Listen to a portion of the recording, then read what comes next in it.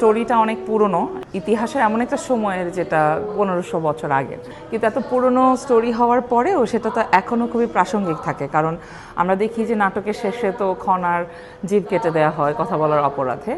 আমরা দেখেছি যে নারীরা যখন কথা বলে, নারীরা যখন পলিটিক্যাল স্পেসে এসে তার ভয়েস রেজ করে, আজকেও যদি আপনি চিন্তা করেন তাহলে দেখবেন যে যেভাবে তাদের স্বরকে স্তব্ধ করে দেওয়ার চেষ্টা করা হয়, যেভাবে তাদেরকে থামিয়ে দেওয়া হয়, সেটার সাথে ওই সময়ের ওই বিষয়টার কিন্তু মিল পাওয়া যায়। তার মানে আজকের নারীরা এই নাটকটা দেখে এখনও আমি যতটুকু শুনি আমাদের দর্শকদের কাছ থেকে, যে তারা অনেক ইন্সপিরেশন পান, তাদের লড়াইয়ের একটা রসদ যোগায়, যে এত কিছুর পরে গিয়েও তো খনা অনড় ছিলেন, রেজলিউট ছিলেন, তার ফলে উনি তো তার মতটা থেকে পেছনে ফেরেননি। সেই কারণে নারীরা আসলে খনার কাছ থেকে সবসময়ই একটা রসদ পায়, লড়াইয়ের রসদ। আমার মনে হয় এই নাটকটিতে যারা অভিনয় করেন তাদেরও জীবনে প্রভাব ফেলে। কারণ আমার ধারণা, আমি আপনাকে বললাম যে এই নাটকের সাথে আমি 2001 সাল থেকে আছি।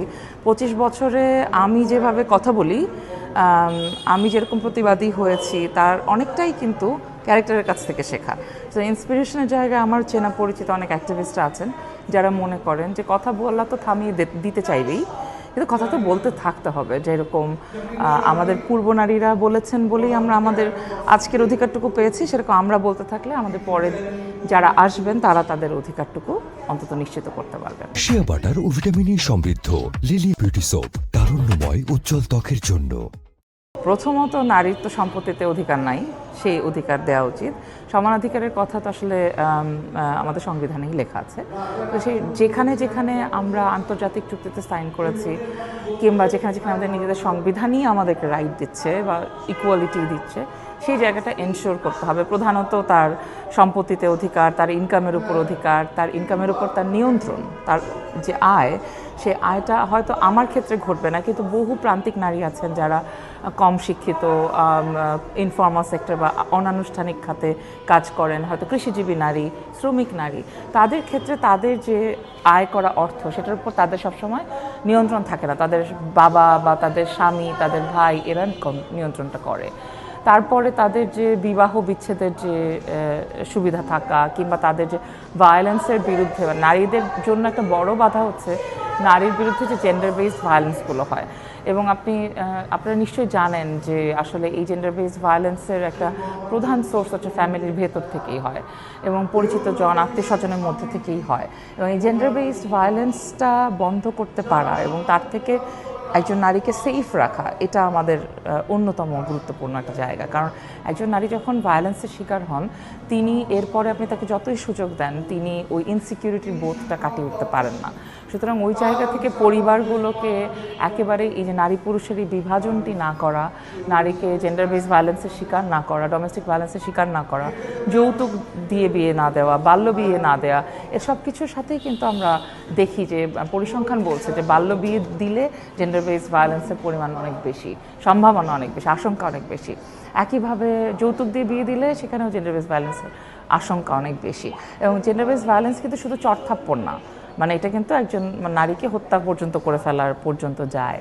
সুতরাং এটা একটা মেজর সেটব্যাক আমাদের দেশের নারীদের জন্য। আর তাদের এই পরিস্থিতি থেকে উত্তরণের জন্য তাদের দুইটা জিনিস খুব জরুরি। একটা হচ্ছে সার্বজনীন শিক্ষা, এবং নারীর শিক্ষাকে সবচেয়ে গুরুত্ব দেওয়া, এবং নারীর জন্য কর্মসংস্থানে সেই সেফ স্পেসটা তৈরি করা, যাতে সে শুধু শিক্ষা নিয়ে বাসায় বসে না থাকে, সে যেন অর্থনৈতিকভাবে স্বাবলম্বী হতে পারে, ইন্ডিপেন্ডেন্ট হতে পারে। এটা খুব জরুরি। আর তারপরে আরও যদি কাজ করতে চাই, তখন আমরা বলে থাকি যে ইনভিজিবল গ্লাস সিলিং বলে একটা জিনিস আছে, যে আমরা হয়তো বাইরে যেতে পারি, আমরা হয়তো কাজ করতে পারি, আমরা হয়তো অভ্যুত্থানে সামনের সারিতে থেকে জান দিয়ে দিতে রাজি থাকতে পারি, কিন্তু যখন সিদ্ধান্ত নেওয়ার প্রশ্ন হয় তখন নারীরা ওই সিদ্ধান্ত নেওয়ার জায়গায় পৌঁছাতে পারে না। তার মানে নারীকে অনেক বেশি করে পলিটিক্যালি সিদ্ধান্ত নেওয়ার জায়গায় পৌঁছাতে হবে। তাকে সংসদ সদস্য হতে হবে, তাকে ইউনিয়ন পরিষদের মেম্বার ইলেকশন করতে হবে, তাকে সিটি কর্পোরেশন ইলেকশন করতে হবে। তার মানে রাজনৈতিকভাবে নারীর একটা অধিকারের জায়গাটা নিশ্চিত করতে হবে, তাহলে একটা মানে ওভারঅল পরিবর্তন সম্ভব বলে মনে করি। মঞ্চনাটকের একটা অন্যতম বাধা হচ্ছে আমাদের দেশে, সেটা হচ্ছে যে আমাদের যারা অভিনেতা বা কলাকুশলী আছে, তারা কেউ কিন্তু পেইড না, তার ফলে কাজটা প্রফেশনাল লেভেলে হয় না। কারণ আমরা সবাই যার যার অফিস কাজ করে তারপরে এসে মঞ্চনাটক করতে পারি। তার ফলে মঞ্চনাটক তো একটা শিল্প, এই শিল্প সৃষ্টির জন্য যে অভিনিবেশ, যে সাধনা, যে সংকল্প থাকা দরকার, সেটা করতে হলে এটা আমার সার্বক্ষণিক কাজ হতে হবে। যে সার্বক্ষণিক কাজ যেহেতু না, সে কারণে এটা প্রফেশনাল মানটাও কম থাকে। আর সব সময় ভালো জায়গায় রিহার্সাল করার সুযোগ থাকে না। শিল্পকলাগুলোতে যেগুলো জেলায় জেলায় শিল্পকলা একাডেমি হয়েছে, সেখানে অনেকগুলোই কিন্তু অভিনয় করার মতো প্রপার স্পেস নাই, আলো নাই, ভেঙে চুরে গেছে, কিংবা এমন জায়গায় করা হয়েছে যেটা সে কোনো পরিচিতি নাই, মানুষজন ওখানে আসতে চায় না। এই ধরনের যে মানে কিন্তু অন্যদিকে দেখেন সরকারের কিন্তু টাকা খরচ হয়েছে। সরকারের টাকা মানে আসলে আমাদের টাকা, জনগণের টাকা দিয়ে এইসব শিল্পকলা বানানো হয়েছে, কিন্তু সেটা মানুষের কাজে আসছে না, না সংস্কৃতি কর্মীদের কাজে আসছে, না সাধারণ মানুষদের কাজে আসছে। তাহলে এই কাজে আসার ব্যাপারটা সরকার ব্যবস্থা করতে পারে, সরকার তৈরি করতে পারে যে বিভিন্ন যে স্কুলগুলো আছে, এই যে যেরকম আমরা একটা স্কুলে কাজ করছি, স্কুল কলেজ এই যে ভবনগুলো, এই ভবনগুলো কিন্তু বিকালের পর খালি থাকে। এই বিকালের পরে এই জায়গাগুলোকে ওই এলাকার স্থানীয় যে সমস্ত সাংস্কৃতিক সংগঠন আছে তাদেরকে দেওয়া যেতে পারে, তারা তখন সেখানে মহড়া করতে পারে, সেই স্কুলের বাচ্চাদেরকে নিয়ে তারা সাংস্কৃতিক কাজ করতে পারে। তাহলে একটা কমিউনিটির সাথে সংস্কৃতির একটা মেলবন্ধন হয়। তখন এই যে একদল মানুষকে আলাদা বলে বোধ হয় না, বা আরেক দল মানুষ নিজেদেরকে এখান থেকে বিচ্যুত বলে মনে করে না, সংস্কৃতিটা সবার হয়ে ওঠে আর কি। অনেক শো তো করেছি, তো ধরেন ইন্ডিয়ার বিভিন্ন মানে রাজ্যে যাওয়া হয়েছে, এছাড়া দেশেরও অনেক মানে একদম মফস্বল শহরেও গিয়েছি। দর্শক আসলে